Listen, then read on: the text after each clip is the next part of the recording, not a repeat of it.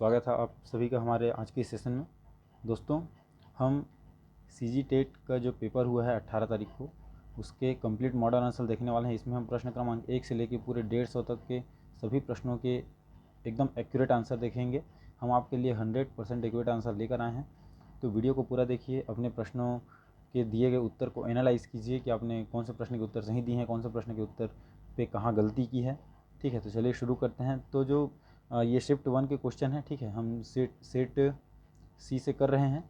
आपका जो क्वेश्चन का सीक्वेंस है वो थोड़ा आगे पीछे हो सकता है, तो थोड़ा सा मैनेज कर लीजिएगा। तो पहला प्रश्न था, निम्नलिखित में से कौन सा सिद्धांत पुनर्वलन का सिद्धांत भी कहलाता है? तो इसका सही उत्तर रहेगा ऑप्शन ए, उद्दीपन प्रक्रिया सिद्धांत। ठीक है। अगला प्रश्न था, यह कहा जाता है कि विकास एक कभी न समाप्त होने वाली प्रक्रिया है, इसे निम्नलिखित में से किसके द्वारा परिभाषित करती है? इसका सही उत्तर रहेगा ऑप्शन बी, निरंतरता का सिद्धांत। अगला प्रश्न था, निम्नलिखित में से कौन सा बौद्धिक विकास का तत्व नहीं है? कौन सा बौद्धिक विकास का तत्व नहीं है? जिसका सही उत्तर रहेगा ऑप्शन सी, सहनशीलता। अगला प्रश्न था, एनी सुलिवन जिन्होंने हेलन केलर के ट्यूटर के रूप में कार्य किया, किससे पीड़ित थी? इसका सही उत्तर रहेगा ऑप्शन डी, दृश्य हानि से। विकास के निम्नलिखित सिद्धांतों में कौन सा सिद्धांत गलत है? कौन सा सिद्धांत गलत है? तो इसमें से जो सही उत्तर रहेगा वो रहेगा ऑप्शन बी, विकास संयोग का परिणाम होता है। अगला प्रश्न था, विद्रोह की भावना की प्रवृत्ति निम्नलिखित में से किस अवस्था से संबंधित है? तो विद्रोह की भावना की जो प्रवृत्ति है वह पूर्व किशोरावस्था से संबंधित होती है। अगला प्रश्न था, पियाजे के सिद्धांत में एक प्रक्रिया जो धारणाओं और अनुभव के बीच, पुराने और नए के बीच संतुलन बनाने वाली प्रक्रिया को जाना जाता है। तो इस प्रश्न का सही उत्तर रहेगा ऑप्शन डी, संतुलन। ठीक है। आठवां प्रश्न था, विशेष शिक्षा के सिद्धांत में शामिल है। तो विशेष शिक्षा के सिद्धांत में जो शामिल होता है वो होता है गैर भेदभावपूर्ण पहचान और मूल्यांकन। ऑप्शन सी इसका सही उत्तर रहता। अगला प्रश्न था, विकास की किस अवधि को अत्यधिक दाब और तनाव का काल कहा जाता है? तो इस प्रश्न का सही उत्तर रहेगा ऑप्शन ए, किशोरावस्था। आगे बढ़ते हैं। 10वां प्रश्न था, एक 6 से 7 वर्ष का बच्चा दूसरों के दृष्टिकोण को स्वीकार नहीं कर पाता, तो क्यों? तो इसका सही उत्तर रहेगा ऑप्शन बी, क्योंकि वह आत्म केंद्रित है, वह ईगोसेंट्रिक है। अगला प्रश्न था, मोटर विकास में व्यक्तिगत विभिन्नताएं होती हैं, फिर भी मोटर विकास का क्रम खाली स्थान से खाली स्थान होता है। तो मोटर विकास का क्रम जो होता है वो ग्रॉस मोटर डेवलपमेंट से फाइंड ए मोटर डेवलपमेंट, यानी कि ऑप्शन बी इसका सही उत्तर रहेगा, सकल मोटर विकास और ठीक मोटर विकास। अगला प्रश्न था, पीयर रेटिंग से आप क्या समझते हैं? पीयर रेटिंग से आप क्या समझते हैं? तो इस प्रश्न का सही उत्तर रहेगा ऑप्शन ए, एक मूल्यांकन उपकरण जिसमें किसी व्यक्ति के कार्य का मूल्यांकन अन्य सदस्यों द्वारा किया जाता है। अगला प्रश्न था, किस प्रकार का मूल्यांकन विशेष आवश्यकता वाले बच्चों की पहचान करता है? तो विशेष आवश्यकता वाले बच्चों की पहचान करने के लिए हम डायग्नोस्टिक करते हैं। ऑप्शन डी इसका सही उत्तर रहता।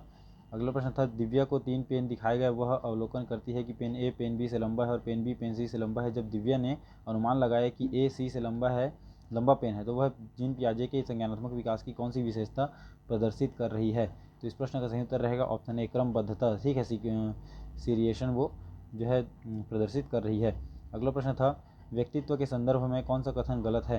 तो व्यक्तित्व के संदर्भ में दिए गए विकल्पों में ऑप्शन डी हमारा सही उत्तर रहेगा, व्यक्तित्व केवल व्यक्ति के बाह्य रूप से तक सीमित होता है, यह जो है गलत है। अगला प्रश्न था, निम्नलिखित में से किसने अधिगम का सिद्धांत प्रतिपादित नहीं किया है? तो अधिगम का सिद्धांत बी एस ब्लूम ने प्रतिपादित नहीं किया है, बाकी थार्डनाइक, स्किनर और कोहलर ने प्रतिपादित किया है। लॉरेंस कोहेलबर्ग के अनुसार एक कार्य संपादित करना व कुछ करना क्योंकि दूसरे उसे स्वीकार करते हैं, नैतिकता के खाली संचरण का प्रतिनिधित्व करता है। तो इस प्रश्न का सही उत्तर रहेगा ऑप्शन ए, पारंपरिक। ठीक है, कन्वेंशनल का ये शो करता है। अगला प्रश्न है, स्मृति स्तर और समझ स्तर के शिक्षण मॉडल के सिंटैक्स के 4 प्रमुख चरण हैं। तो दिए गए विकल्पों में से इसका सही उत्तर रहेगा ऑप्शन सी। ठीक है, सामान्यकरण। अगला प्रश्न देखते हैं। अगला प्रश्न था, एक कार्य के दौरान मनीषा स्वयं से इस बारे में बात कर रही है कि वह किस प्रकार कार्य को आगे बढ़ा सकती है। भाषा और विचार पर लेव वायगोत्स्की के अनुसार इस प्रकार का निजी भाषण किसका संकेत है? तो इस प्रश्न का जो सही उत्तर रहेगा वो रहेगा ऑप्शन ए, स्वनियमन।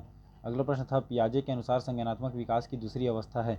तो पियाजे के अनुसार संज्ञानात्मक विकास की जो दूसरी अवस्था होती है वो होती है प्राक संक्रिया बल।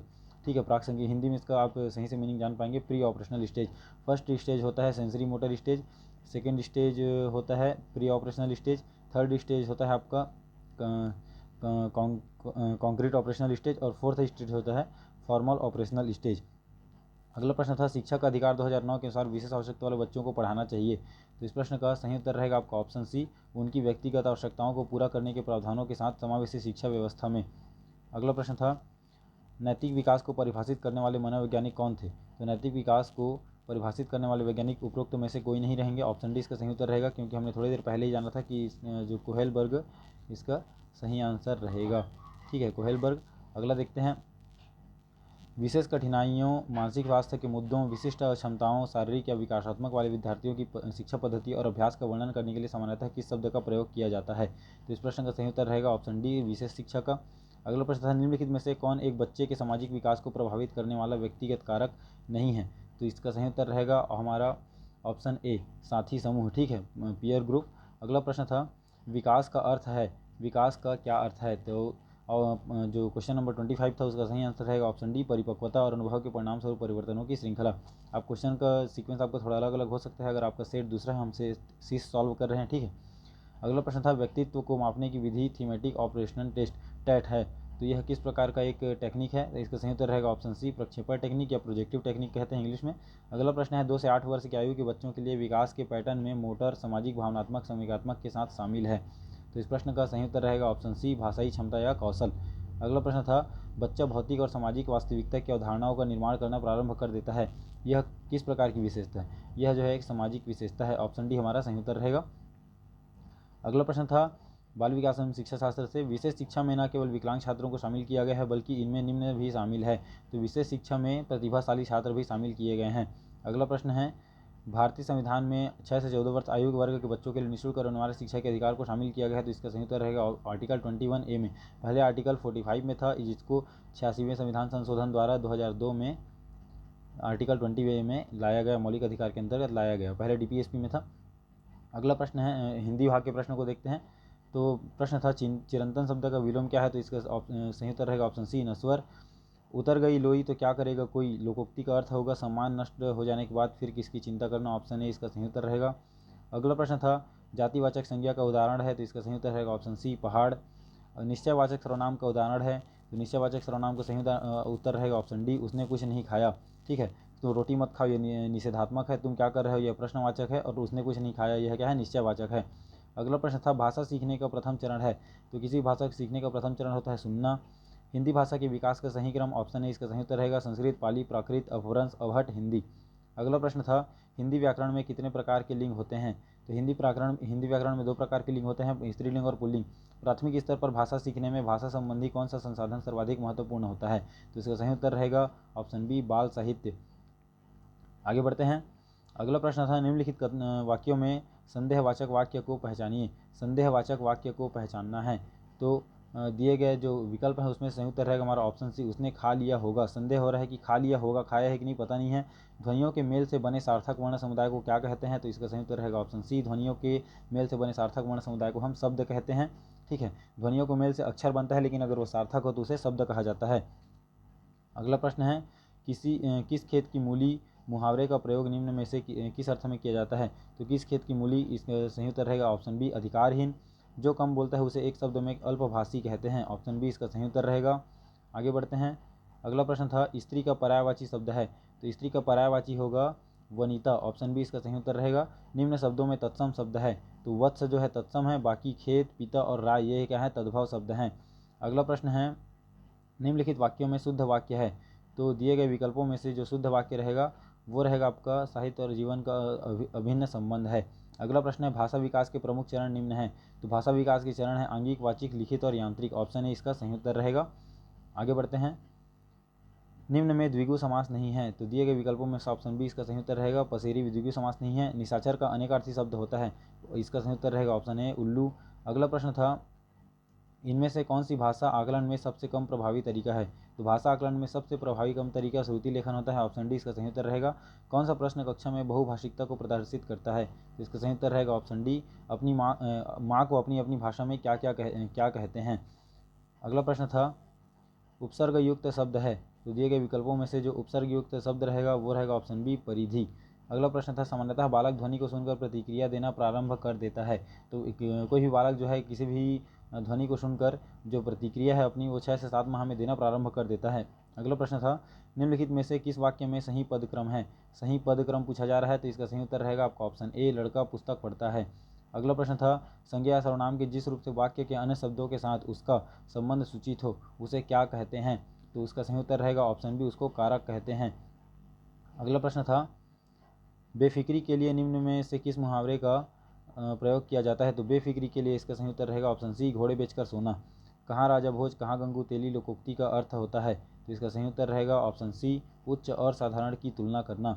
निम्न में से बहुब्रीहि समास युक्त शब्द नहीं है?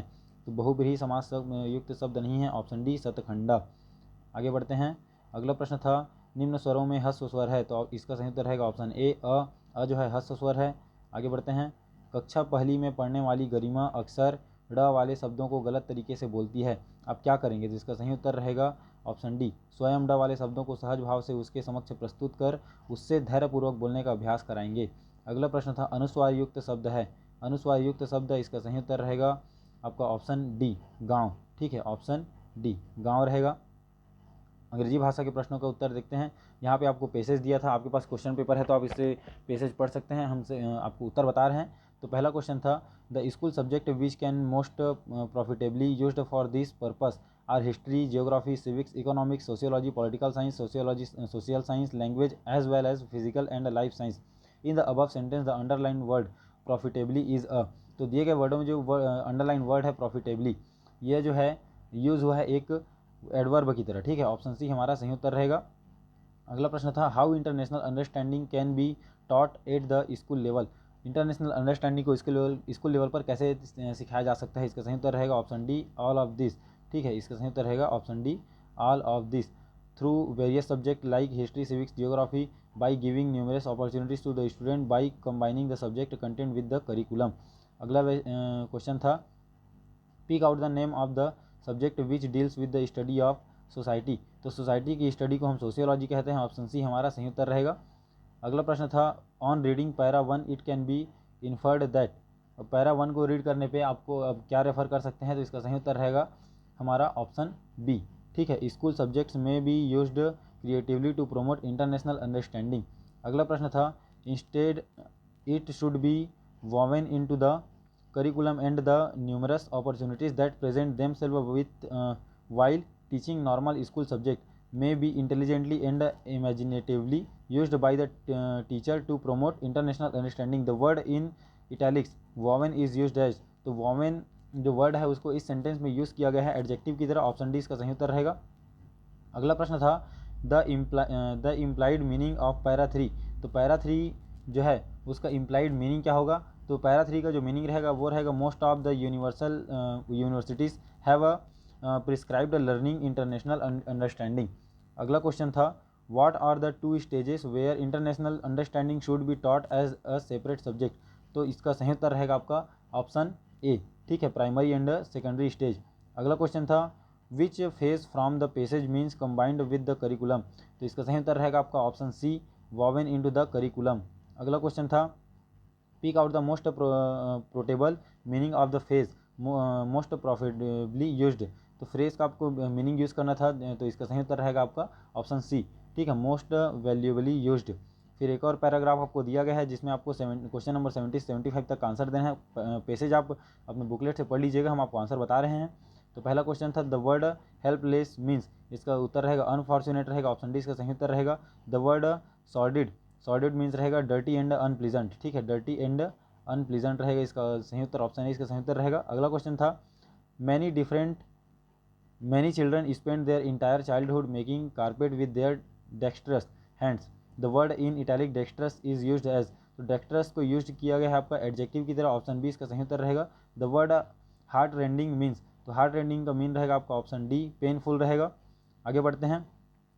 द वर्ड डेक्स्ट्रस मीन्स, तो डेक्स्ट्रस जो वर्ड है उसका मतलब होता है ऑप्शन ए, इसका सही उत्तर रहेगा स्किलफुल। अगला क्वेश्चन है द स्टडीज़ कंडक्टेड, अब पेडागॉजी से क्वेश्चन आ गए आपके।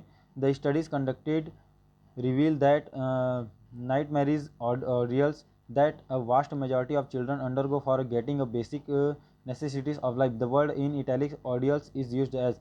ऑडियल्स जो वर्ड है तो दिए गए सेंटेंस में उसको यूज़ किया गया है नाउन की तरह, ऑप्शन ए इसका सही उत्तर रहेगा। अगला क्वेश्चन था Miss Mala asked the class some questions regarding the games या sports they were interested in. How often they took part in any competition. Then she read out a page about Mary Kom. The former action here is. तो जो action show किया जा रहा है teacher द्वारा वह कौन सा एक्शन है? तो इसका सही उत्तर रहेगा option B, pre listening activity. ठीक है, प्री लिसनिंग एक्टिविटी। अगला क्वेश्चन था mister Ganesh dictates a short paragraph to the students the exercise aims. तो इसका सही उत्तर रहेगा हमारा ऑप्शन ए, ठीक है, टू इम्प्रूव लिसनिंग। अगला क्वेश्चन था when an error recurs in language despite being corrected it is a. तो यह क्या होता है, यह होता है आपका स्लिप होता है, ठीक है, स्लिप। अगला क्वेश्चन था which of the following is not a set of language skill. तो लैंग्वेज स्किल का सेट कौन सा नहीं है, दिए गए विकल्पों में से सही उत्तर रहेगा वोकेबलरी एंड ग्रामर जो है एक लैंग्वेज स्किल का सेट नहीं है। बाकी listening and speaking, reading and writing, speaking and writing जो है आपका लैंग्वेज स्किल का सेट है। अगला क्वेश्चन था the technique practices and behaviour, the techniques practices and behaviour that operate in the production practices and feedback phase of the teaching are the part of. तो इसका सही उत्तर रहेगा आपका ऑप्शन डी, इवैल्यूएशन, ठीक है, इवैल्यूएशन रहेगा इसका। Which of the following is not a multimedia material. तो दिए गए विकल्पों में से हमारा सही उत्तर रहेगा option D, college of paper cutting जो है वो मल्टीमीडिया मटेरियल नहीं है। अगला क्वेश्चन था Maya is born in Marathi speaking family, she picks up Marathi from the family environment. ये क्वेश्चन हमने अपने टेस्ट सीरीज में किया हुआ था। इसका सही उत्तर रहेगा फिनोमेन 1 इज लैंग्वेज एक्विजिशन और second is a language learning. अगला क्वेश्चन था Angela loves reading short stories and fictions, she finished reading Harry Potter day before yesterday, she did not read it out of any obligation or any examination, such reading is called. तो इस तरीके के जो reading techniques हैं उनको हम कहते हैं स्कैनिंग, ठीक है, ऑप्शन ए इसका सही उत्तर रहेगा। अगला क्वेश्चन था Navneet can speak English and Punjabi while speaking in English some time he starts speaking in Punjabi without changing his topic. इसका सही उत्तर रहेगा कोड मिक्सिंग रहेगा, आंसर इसका सही उत्तर आएगा। अगला क्वेश्चन था learning grammar and mathematics, learning grammar and mathematics is important for the mental growth of a child who has given this hypothesis. तो इस हाइपोथेसिस को दिया गया था चॉम्स्की द्वारा, ठीक है, ऑप्शन हमारा सी जो है सही रहेगा। अगला क्वेश्चन था why is remedial technique required in the domain of ELT English language teaching. तो इसका सही उत्तर रहेगा हमारा ऑप्शन डी, ठीक है, ऑल ऑफ द अबव रहेगा। अगला क्वेश्चन था in the beginning of an academic session the English language teacher conducts a test to know student strength and weakness by what they know and what they do not know, this is a और an. तो इसका सही उत्तर रहेगा हमारा option D, diagnostic test है ये इस तरीके का। अगला क्वेश्चन था skimming is the sub skill of, skimming किस तरीके का सब स्किल है। तो स्कीमिंग जो है एक रीडिंग सब स्किल होता है, ऑप्शन सी हमारा सही उत्तर रहेगा। अगला क्वेश्चन था an assessment by which a learner's performance is measured against his or her own previous performance is called. इसका सही उत्तर रहेगा option A, ipsative referred assessment. Next question था the primary purpose of introducing rhymes in the elementary level school is. तो इसका सही उत्तर रहेगा हमारा ऑप्शन सी, ठीक है, to make the free use of language via reception and production. अब हम देखते हैं मैथमेटिकल पार्ट के सारे क्वेश्चंस के आंसर। तो पहला क्वेश्चन था इसमें सूचना के ज्ञात अंशों को एक साथ रखना और ज्ञात से अज्ञात की ओर बढ़ना, इसको हम कौन सी टेक्निक्स के नाम से जानते हैं। इसका सही उत्तर रहेगा ऑप्शन बी, संश्लेषणात्मक टेक्निक, ठीक है, सिंथेटिक मेथड। अगला क्वेश्चन था यहाँ पे आपको 6x5 सेंटीमीटर माप के आकार के कागज़ के किनारे से 3 सेंटीमीटर × 2 सेंटीमीटर माप कागज़ का टुकड़ा काटा गया तो बचे हुए कागज़ के टुकड़े का क्षेत्रफल क्या होगा। सीधा सीधा है, आपको पहले बड़े कागज़ का क्षेत्रफल निकालना है फिर छोटे कागज़ का क्षेत्रफल, तो बड़े में से छोटे को माइनस कर देना है, आपको उत्तर मिल जाएगा 24 सेंटीमीटर स्क्वायर, ऑप्शन सी हमारा सही उत्तर रहेगा। अगला क्वेश्चन था गणित अधिगम का मूल्यांकन मूलतः होना चाहिए। तो गणित अधिगम का जो मूल्यांकन है वो मूलतः होना चाहिए जो है निरणात्मक, योगात्मक, रचनात्मक सभी, ठीक है, ऑप्शन डी हमारा सही उत्तर रहेगा। आपको गणित के कंप्लीट सॉल्यूशन जो है स्टेप बाय स्टेप अगली वीडियो में मिल जाएंगे। अगला क्वेश्चन था निम्नलिखित में क्या गणितीय शिक्षक के मूल्यांकन का आयाम नहीं है। गणितीय शिक्षण के मूल्यांकन का आयाम नहीं है पूछा जा रहा है, तो इसका सही उत्तर रहेगा ऑप्शन बी, स्वरूप और कार्य पद्धति। अगला क्वेश्चन था रोहित को अनुभव होता है कि वर्ग एक समचतुर्भुज है और आयत दोनों हैं, वह चिंतन के किस चरण में है। तो इस प्रश्न का सही उत्तर रहेगा हमारा ऑप्शन बी, संबंध रिलेशन में है वो। अगला क्वेश्चन है दो समपूर्णांकों का योग सदैव सम होता है, किस विधि से यह सिद्ध किया जा सकता है। तो दो समपूर्णांकों का योग सदैव सम होता है, यह जो है आपका प्रत्यक्ष उत्पत्ति विधि से सिद्ध किया जा सकता है। नेक्स्ट क्वेश्चन है आयतन और द्रव्यमान के बीच क्या संबंध है। तो आयतन और द्रव्यमान के बीच संबंध होता है m = v × d, ठीक है, ऑप्शन ए हमारा सही उत्तर रहेगा। अगला क्वेश्चन था मौखिक उदाहरण विद्यार्थियों को किस शक्ति को विकसित करता है। तो जो मौखिक उदाहरण है, मौखिक उदाहरण वह विद्यार्थियों में जो है आपका तर्क शक्ति क्या बोलते हैं, विचार शक्ति या कल्पना शक्ति इन सभी को डेवलप करता है। तो इस तरीके से हमारा ऑप्शन जो है डी सही उत्तर हो जाएगा, उपरोक्त सभी। नेक्स्ट क्वेश्चन था, गणित शिक्षण में सांप और सीढ़ी के खेल का उपयोग अत्यधिक उपयुक्त होगा, उन अवधारणाओं को विकसित करने के लिए जो संबंधित है वो क्या होगा। तो इसका सही उत्तर रहेगा ऑप्शन बी, संख्याओं से संबंधित है। अगला क्वेश्चन है, रूट 6.4009 का मान ज्ञात कीजिए। तो इसका अब जब वैल्यू निकालेंगे तो आपको सही उत्तर मिलेगा ऑप्शन ए, 2.53। नेक्स्ट क्वेश्चन है, एक लड़का 20 मिनट में 960 शब्द टाइप कर सकता है, प्रति घंटे में उसके टाइपिंग की गति क्या होगी। तो दिए गए विकल्पों में से जो सही उत्तर रहेगा वो रहेगा 2880 शब्द प्रति घंटा। अगला क्वेश्चन था, एक घनाभ का आयतन ज्ञात कीजिए जिसकी लंबाई 14 सेंटीमीटर और चौड़ाई 12 सेंटीमीटर तथा ऊंचाई 8 सेंटीमीटर है। ठीक है, आपको लंबाई, चौड़ाई और ऊंचाई दिया गया है, आपको घनाभ का आयतन ज्ञात करना है। तो इसका सही उत्तर आएगा 1344 सेंटीमीटर क्यूब। अगला क्वेश्चन था, किस मॉडल में चरण दर चरण सीखने को सीखना माना जाता है। तो इस प्रश्न का सही उत्तर रहेगा हमारा ऑप्शन बी, प्रोग्रामिंग मॉडल में चरण दर चरण सीखने को सीखना माना जाता है। नेक्स्ट क्वेश्चन था, भिन्न 3/16 को प्रतिशत में बदलिए। तो आपको कुछ नहीं करना है, 3/16 में 100 का गुणा कर देना था। तो आपका जो सही उत्तर आएगा वो आएगा ऑप्शन डी, 18.75%। अगला प्रश्न था, निम्नलिखित में से कौन सा संबंध सही है, आपको सूत्र दिया गया है उसका संबंध सही संबंध बताना था। तो इसका ऑप्शन बी सही उत्तर रहेगा, चाल बराबर दूरी बटा समय। अगला प्रश्न था, निम्नलिखित में से गणित की प्रकृति का संबंध किससे नहीं है। तो गणित की प्रकृति का संबंध जो है वो विस्तारित अभिव्यक्ति से नहीं होता है, ऑप्शन सी हमारा सही उत्तर रहेगा। अगला प्रश्न था, 2 सही 3/4 भागित 1 सही 1/8 का मान ज्ञात कीजिए। ठीक है, तो इसको आपको सॉल्व करना था। इसका सही उत्तर आएगा ऑप्शन ए, 22/9 इसका सही उत्तर आएगा। अगला प्रश्न था, 3, 8, 9 और x का औसतन मान 6 है। तो x का मान ज्ञात करना है। आपको 4 वैल्यूज़ दी गई हैं, आपको एवरेज 6 दिया गया है, तो कुछ नहीं, आपको सबको जोड़कर आपको आंसर मिल जाता। ऑप्शन ए इसका सही उत्तर आएगा, x = 4। अगला क्वेश्चन था, व्यक्ति ए किसी काम को 20 दिन में करता है, उसी काम को ए और बी दोनों मिलकर 15 दिन में करते हैं, पूरे काम के 400 रुपये दिए जाते हैं, दोनों को बंटवारा कितना कितना होगा। इसका सही उत्तर आएगा ऑप्शन ए, 300 रुपये और 100 रुपये। ए को 300 और बी को 100 रुपये मिलेगा। तो यहाँ पे आपको 110वां क्वेश्चन था, 18, 13 और 5 जो अनुपात आपको दिया गया है, तो एक्स का वैल्यू ज्ञात करना था। तो इस प्रश्न का सही उत्तर आएगा आपका ऑप्शन बी। ठीक है, 12 आएगा। अगला क्वेश्चन था, क्षतिग्रस्त कुर्सी जिसका मूल्य 110 है, उस पर 10% हानि पर बेचा जाता है, तो कुर्सी का विक्रय मूल्य। तो इसका सही उत्तर आएगा ऑप्शन बी, 99 रुपये। अगला प्रश्न था, 450 रुपये की राशि के लिए साधारण ब्याज के 4.5% प्रति वर्ष की दर से ब्याज के रूप में 81 रुपये प्राप्त करने में कितना समय लगेगा। तो इसका सही उत्तर रहेगा आपका ऑप्शन बी, 4 वर्ष लगेगा। नेक्स्ट क्वेश्चन था, सीखना यानी रटना किस मॉडल का सूचक है। सीखना यानी रटना जो है आपका इसका सही उत्तर रहेगा ऑप्शन बी, बैंकिंग मॉडल का सूचक है। नेक्स्ट क्वेश्चन था, यदि किसी बेलन की त्रिज्या और ऊंचाई क्रमशः आर और एच है तो बेलन का आयतन क्या होगा। तो बेलन का आयतन का सूत्र बताना था आपको। इसका सही उत्तर रहेगा option C, πr²h। Next question है, यदि दो संख्याओं का महत्तम समावर्तक 15 तथा उसका लघुत्तम समावर्तक 300 है, एक तथा एक संख्या 60 है, तो दूसरी संख्या क्या होगी। तो आपको पता ही है, महत्तम समावर्तक गुणित लघुत्तम समावर्तक बराबर प्रथम संख्या गुणित द्वितीय संख्या। तो आप इस जब सूत्र में रखेंगे इसको तो आपको सही उत्तर मिलेगा ऑप्शन सी, 75। अगला क्वेश्चन था, निम्नांकित भिन्न को बढ़ते क्रम में लिखिए। बढ़ते क्रम में लिखना था, तो इसका सही उत्तर आएगा ऑप्शन सी। ठीक है, अगला प्रश्न है, सोच की वृद्धि और गणितीय संकल्पनाओं के विकास के बीच एक निकट संबंध को किसमें स्थापित किया जाता है। इसका सही उत्तर रहेगा ऑप्शन सी, अनुसंधान में इसको या रिसर्च में जो है फिट किया जाता है। प्रत्येक अभाज्य संख्या के 2 गुणनखंड होते हैं, प्राथमिक स्तर पर इसे सिद्ध करने के लिए किस पद्धति का पालन किया जाना चाहिए। तो इस विधि को प्राथमिक स्तर पर सिद्ध करने के लिए जो हम आगमनात्मक विधि का उपयोग जो करते हैं। नेक्स्ट क्वेश्चन था, कौन सी अवधारणाएं अधिक अमूर्त हैं। तो कौन सी अवधारणाएं अधिक अमूर्त हैं, इसका सही उत्तर रहेगा ऑप्शन बी, बीजगणितीय अवधारणाएं जो है अधिक अमूर्त होती हैं। नेक्स्ट क्वेश्चन था, गेंद, संतरा जैसे त्रिविम आकार के वस्तुओं का उपयोग करके गोलाई की अवधारणा का विकास करना इस पहलू का उदाहरण है।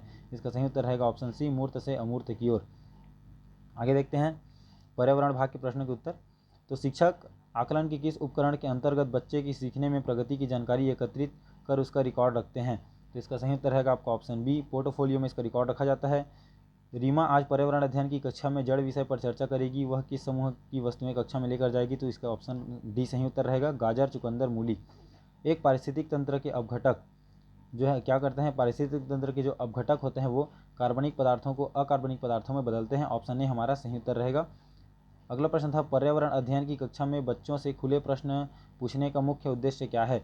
तो पर्यावरण अध्ययन की कक्षा में बच्चों से खुले प्रश्न पूछने का जो सही उद्देश्य होता है वो होता है बच्चों में अपसारी चिंतन का विकास करना। अगला प्रश्न है, प्राथमिक स्तर पर पर्यावरण के अध्ययन के अंतर्गत विज्ञान और सामाजिक विज्ञान को क्यों सम्मिलित किया गया है। इसका उद्देश्य बताना है आपको। इसका सही उत्तर रहेगा हमारा ऑप्शन ए। ठीक है, विद्यार्थियों को इस योग्य बनाना कि वह अपने पर्यावरण को समग्रता से समझ सके। वन के पारिस्थितिक तंत्र में कवक को किस समूह में रखा गया है? तो कवक को अपघटक की श्रेणी में रखा जाता है। ऑप्शन सी हमारा सही उत्तर रहेगा।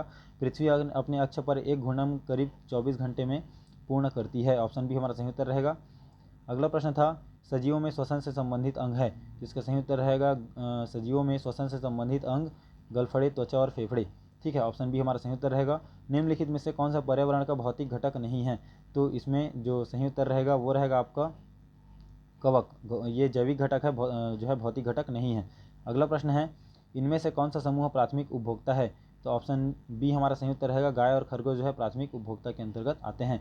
इनमें से कौन सा प्राकृतिक और सामाजिक अंतःक्रिया का उदाहरण नहीं है? तो सामाजिक और प्राकृतिक अंतःक्रिया का उदाहरण नहीं है पेड़ों को काटना। ऑप्शन ए इसका सही उत्तर रहेगा। दहेज प्रतिषेध अधिनियम कब लागू हुआ? दहेज प्रतिषेध अधिनियम लागू हुआ था जुलाई 1961 में। अगला प्रश्न है प्राथमिक स्तर पर पर्यावरण अध्ययन में परिवार महत्वपूर्ण भूमिका निभाता है क्योंकि यह वास्तविक स्थितियों को सीखने के अवसर उपलब्ध कराता है। ऑप्शन सी हमारा सही उत्तर रहेगा। अगला प्रश्न था एक व्यक्ति के मसूड़ों से खून निकलता है, उसे थकान महसूस होती है, यह किस रोग का लक्षण है? तो यह जो है स्कर्वी रोग का लक्षण है। ऑप्शन ए हमारा सही उत्तर रहेगा।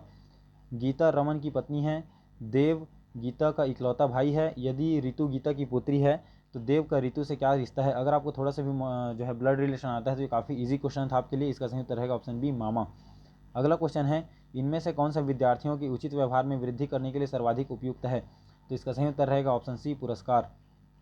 अगला प्रश्न था पर्यावरण अध्ययन की कक्षा का प्रारंभ कुछ प्रश्नों से किया जाता है, तो प्रश्न पूछने के परिप्रेक्ष्य में सही उत्तर रहेगा ऑप्शन डी बच्चों का चिंतन प्रकरण तक सीमित किया जा सकता है।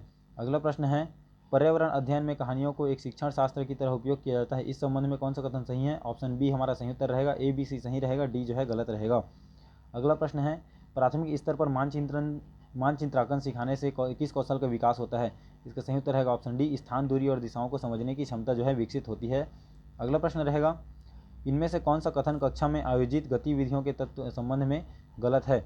तो इसका सही उत्तर रहेगा हमारा ऑप्शन ए गतिविधि समूह में की जाती है, यह जो है गलत है। अगला प्रश्न है भारत में लड़के व लड़कियों की विवाह के लिए सबसे कम उम्र है, इसका सही उत्तर रहेगा ऑप्शन बी 21 वर्ष लड़कों के लिए, 18 वर्ष लड़कियों के लिए। पर्यावरण अध्ययन की कक्षा में शिक्षिका ने अदरक को तना कहा क्यों? तो इसका सही उत्तर रहेगा ऑप्शन बी इसमें पर्व और संधियाँ पाई जाती हैं इसलिए अदरक को तना कहा गया। अगला प्रश्न है इसमें से सही खाद्य श्रृंखला का सही क्रम आपको बताना है, इसका सही उत्तर रहेगा ऑप्शन बी सी घास, खरगोश और शेर। अगला प्रश्न है पर्यावरण की पाठ्यपुस्तक के संबंध में कौन से कथन सही हैं? तो पर्यावरण की पाठ्यपुस्तक के संबंध में सही कथन रहेगा ऑप्शन सी केवल बी सही है, बच्चों को खोज के अवसर देता है। अगला प्रश्न है मच्छरों के द्वारा फैलने वाले रोग, तो मच्छरों के द्वारा फैलने वाले रोग हैं मलेरिया, डेंगू और चिकनगुनिया। ऑप्शन डी हमारा सही उत्तर रहेगा। नीचे दिए गए कथन से संबंध में सही विकल्प का चुनाव करें। तो कथन कक्षा में बच्चों द्वारा की गई गलतियाँ, तो यह सीखने की में कमजोरी माफ़ कीजिएगा, इसका सही उत्तर रहेगा ऑप्शन बी। ठीक है, ये बच्चों को समस्या का समाधान करने में सहायता करती हैं। अगला प्रश्न है निम्नलिखित में से कौन सी बीमारी रुके हुए पानी से हो सकती है? तो इसका सही उत्तर रहेगा ऑप्शन सी मलेरिया रहेगा। अगला प्रश्न है 148 निम्नलिखित में से कौन सा कथन रचनावादी दृष्टिकोण के बारे में सही है? तो इसका सही उत्तर रहेगा हमारा ऑप्शन सी सीखना, उद्दीपन और अनुक्रिया के उदाहरण है। अगला प्रश्न है इनमें से कौन सा पर्यावरण अध्ययन में रचनात्मक आकलन है? तो इसका सही उत्तर रहेगा ऑप्शन डी बच्चों से क्रियाकलाप करवाना और अवलोकनों को दर्ज कराना। नेक्स्ट क्वेश्चन है NCF 2005 ने पर्यावरण अध्ययन के लिए निम्नलिखित में से कौन सी अनुशंसा नहीं की है? तो इसका सही उत्तर रहेगा हमारा ऑप्शन बी बच्चों के भाषाई कौशलों का विकास होना, इसकी अनुशंसा अभी तक नहीं की गई है। तो ये थे पेपर 1 के टोटल 150 क्वेश्चन के आपके आंसर। ठीक है, अगली वीडियो में हम आपको शिफ्ट 2 के सारे आंसर्स अवेलेबल कराएंगे, तो बने रहिए हमारे साथ। मिलते हैं आपसे अगली वीडियो में। जय हिंद।